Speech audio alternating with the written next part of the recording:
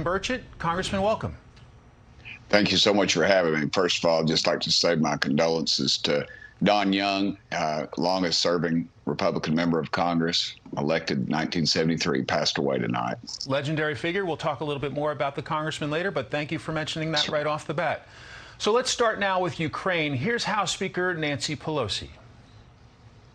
President Biden has done a masterful job in managing this situation in a way that is collaborative, not condescending or dictating, but collaborative. Do you agree with her assessment?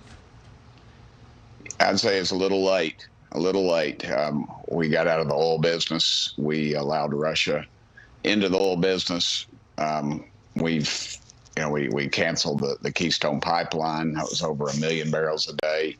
And we're importing 405,000 barrels of Russian oil a day. I just think it's a little too late. We are just playing catch up. This should have never happened. It was 100% preventable if we would have continued to export petroleum like we did during the Trump administration. But the woke agenda really has taken over. A very small minority of House members, I believe, are controlling the direction of our country right now, and that is a very scary thought. Let's follow up on energy. Millions of Americans dealing with sticker shock at the gas station these days. What should the president do on the energy front right now? Well, they're not telling the truth. They're actually lying, is what they're doing. They're saying that we've got plenty of wells permitted. The trouble is we don't have the pipelines permitted. There's no way to carry the fuel. He needs to quit with the double talk and allow the American economy to take hold of this situation, because if you do that, it'll do us several things. It will allow our European friends to stop buying fuel from our enemy, which is Russia, and it will also provide American jobs, and it will also help our economy, which we're suffering now from incredible inflation right now. I mean, look at the price at the pumps. Gas is in 2020 it was around $2 a gallon. Now it's up around $5 a gallon.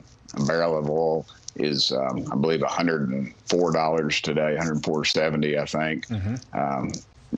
Several years ago, it was, during the Trump administration, we were seeing $17 to $20 a barrel. I mean, it's out of control, and he is 100% at fault for that.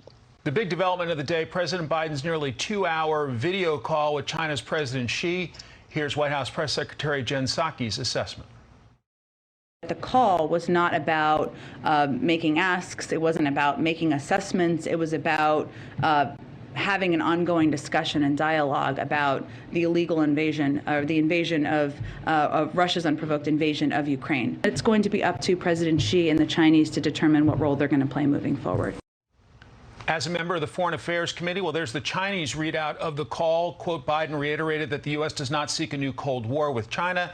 It does not aim to change China's system. The revitalization of its alliances is not targeted at China. The U.S. does not support Taiwan independence, and it has no intention to seek a conflict with China. Congressman, as a member of the Foreign Affairs Committee, what's your reaction?